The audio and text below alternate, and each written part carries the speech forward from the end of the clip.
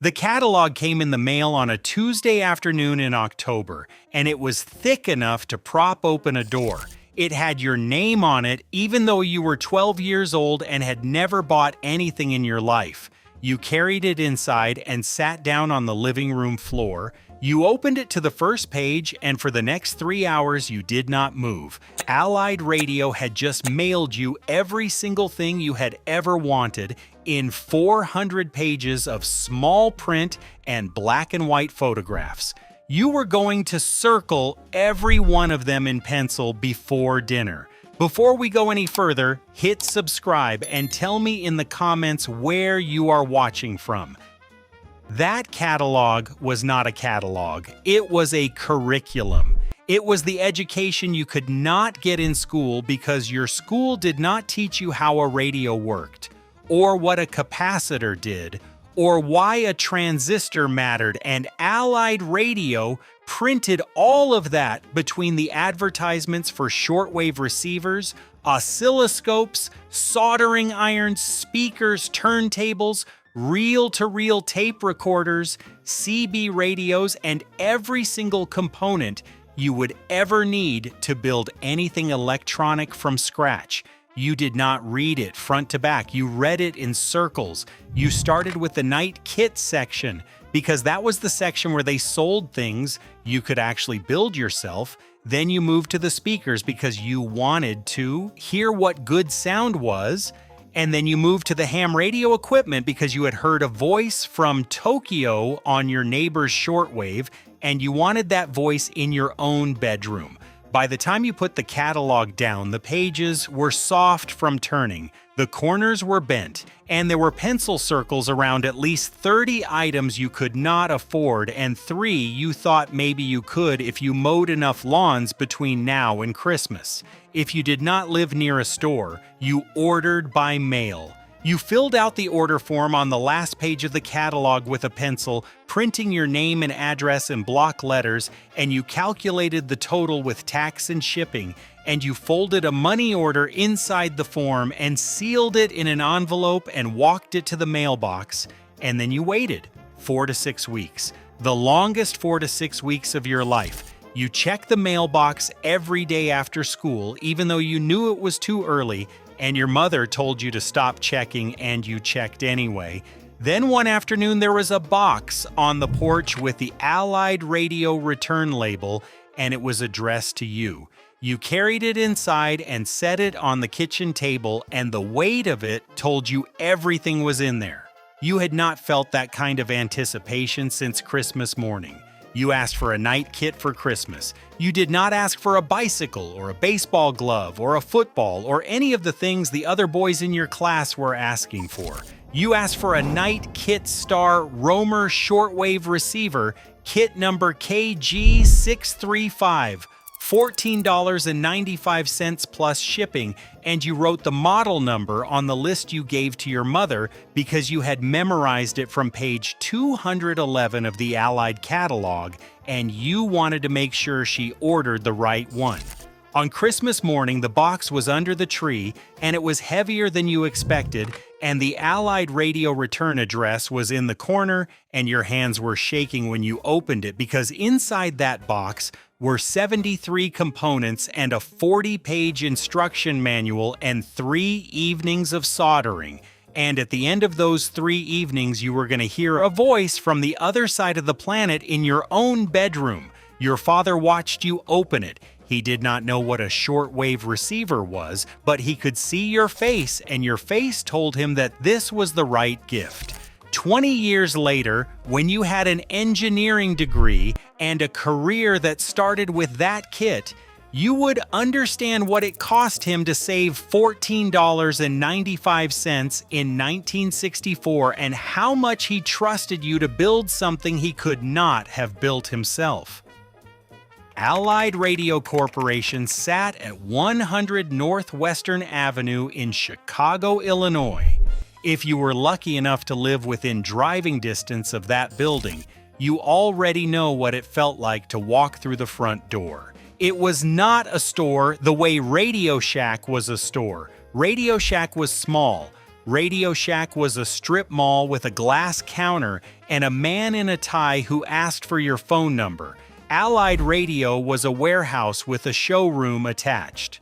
The showroom had everything from the catalog on shelves to items in glass cases and on demonstration tables. The listening room had speakers playing music so clear and so deep that you stood there with your mouth open because you had never heard a bass note do that before. Parts bins held every resistor, every capacitor, and every vacuum tube you could imagine, sorted by value in small cardboard drawers with handwritten labels. The smell of the building was solder and packing material and warm electronics, and the particular dusty sweetness of a place where 10,000 components lived in one room.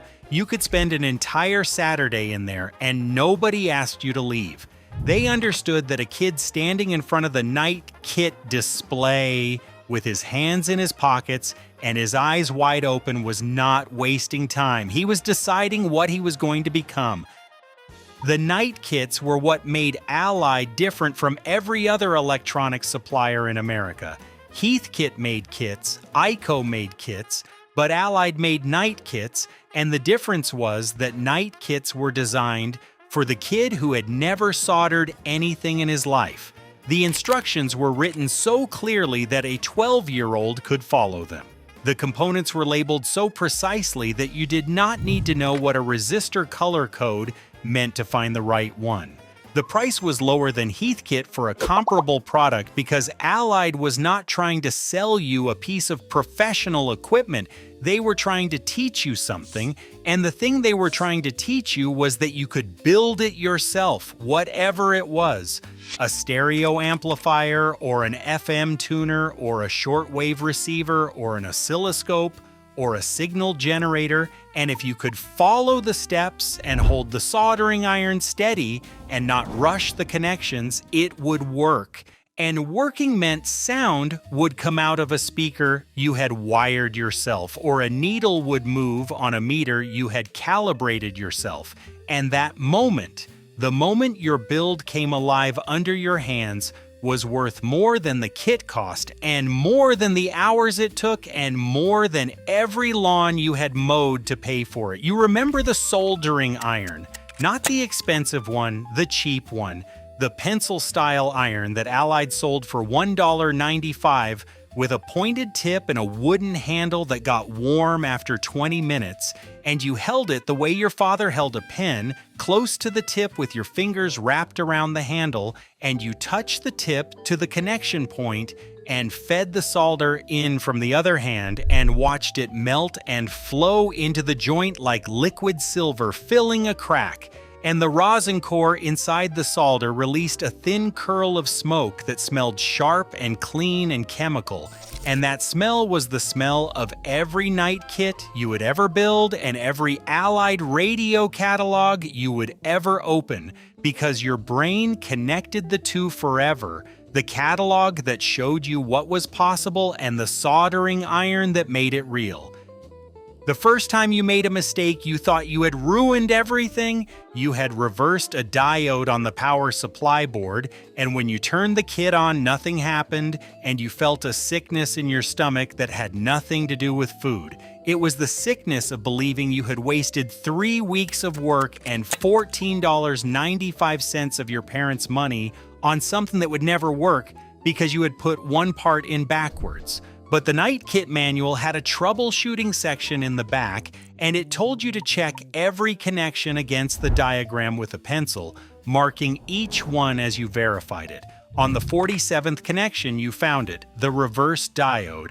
You heated the joint, pulled the part, turned it around, and soldered it back. When you turned the kit on again, it worked. And the relief was so enormous that you sat at your desk and did not move for a full minute because you had just learned something that no classroom would ever teach you, which was that a mistake is not the end of something, it is the middle of something, and the middle is where you learn.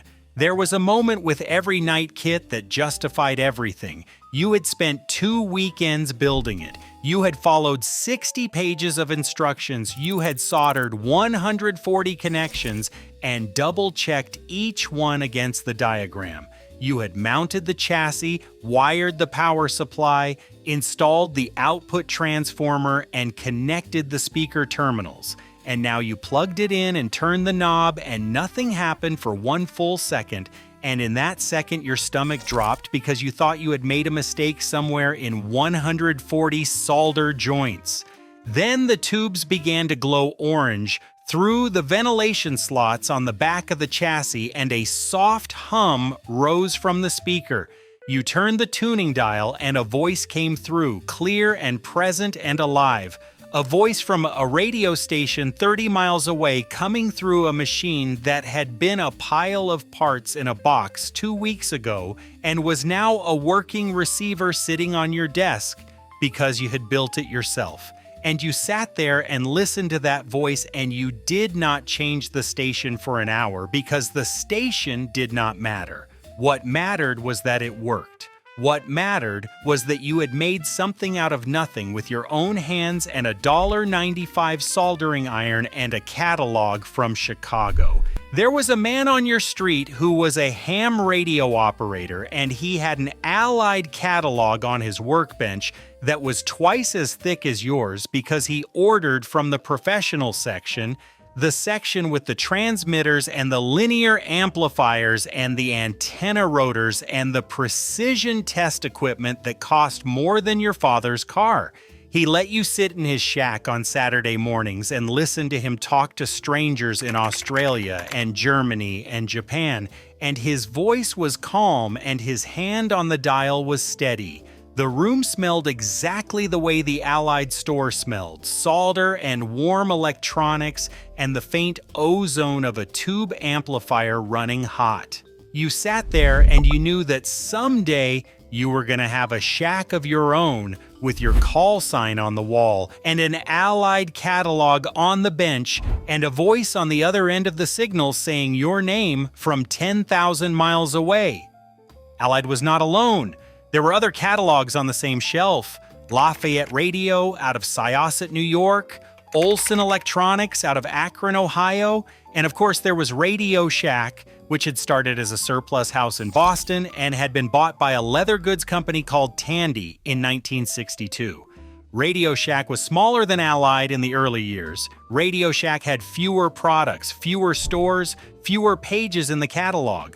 But Tandy had money, and Tandy had ambition, and Tandy understood something that Allied did not, which was that the future of electronics retail was not in 400-page catalogs mailed to hobbyists. It was in small stores on every corner selling private label goods to ordinary people who did not know what a capacitor was and did not want to. On April 13, 1970, the Tandy Corporation bought Allied Radio Corporation for $30 million. $30 million for the largest electronics supplier in America, the company that had been mailing catalogs since 1928, the company with 21 stores and a warehouse on Western Avenue, and a night kit line that had taught a generation of boys how to solder. Tandy renamed the stores Allied RadioShack, and for a few months the name on the building had both words in it, Allied and RadioShack side by side as if they were equals, and then the changes began. The night kits disappeared first, not all at once but steadily, one model at a time, removed from the shelves and not replaced, because Tandy did not sell kits. Tandy sold finished products with the RadioShack brand on them, products made cheaply overseas and marked up for consumers who wanted to plug something in and have it work without reading 60 pages of instructions. Then the name brand equipment started to go. The Fisher receivers, the Pioneer turntables, the Sansui amplifiers, the Shure microphones, the Electro voice speakers. One by one, they were pulled from the shelves and replaced with Tandy's own house brands, Realistic and Microonta and Archer, names that looked professional on the outside and felt hollow on the inside. Because the man who had been buying Fisher at Allied for 15 years could hear the difference with his eyes closed, and he knew exactly what had happened. One former customer remembered it this way: all the name brands were replaced with what he called real spastic equipment. And the word stuck because it captured exactly what it felt like to walk into a store that used to carry the best equipment in America and find it filled with substitutes that were not even close. By 1973, the transformation was complete. The Allied name was gone from the storefronts. The catalogs had stopped arriving. The building on Western Avenue in Chicago was no longer the headquarters of anything. The federal government noticed too late. The FTC ruled that the Tandy Allied merger was anti-competitive and ordered Tandy to sell the remaining Allied stores. A man named Dick Shack from Minneapolis bought what was left, but what was left was almost nothing. A handful of locations with empty shelves and confused employees and customers who had already moved on because the store they loved had been emptied of everything that made it worth visiting 2 years before the government decided to intervene. Within a year or two, Shack closed every former Allied location. The sign came down on a weekday morning when nobody was watching. The doors locked for the last time. The listening room where you had heard your first real bass note went silent. And silence in a room that used to be full of music is a different kind of silence than any other. It is the silence of something that was taken, not something that ended. The parts bins were emptied into boxes and sold for pennies at liquidation sales, and the kid who had stood in front of the night kit display with his hands in his pockets was now a grown man with a career in electronics that had started with a catalog from Chicago, and he drove past the empty storefront on Western Avenue, and he did not stop because there was nothing to stop for. The industrial division survived. Allied Electronics, the part of the company that sold components to businesses and factories, was split off and sold separately. It exists to this day as Allied Electronics and Automation, a distributor owned by RS Group based in London. But that company has nothing to do with the Allied radio you remember. It does not sell night kits. It does not mail 400-page catalogs to 12-year-old boys. It does not have a listening room where a kid can stand with his mouth open and hear a bass note for the first time. It is a business selling to businesses, and the consumer catalog company that taught a generation how to build, how to solder, how to listen, how to dream about what they could make with their own hands. That company was consumed by RadioShack in 1970 and has not existed since. RadioShack itself is now gone too.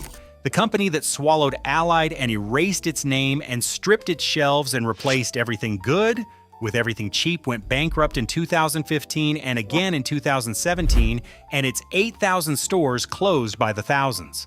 The strip mall locations where they ask for your phone number are empty now. There is something in that ending that feels like justice, or maybe just like gravity, because the company that took Allied apart was eventually taken apart itself by the same forces it had unleashed. Those forces were the replacement of knowledge with convenience, of quality with price, of the joy of building something with your own hands, with the ease of buying something someone else had built for you.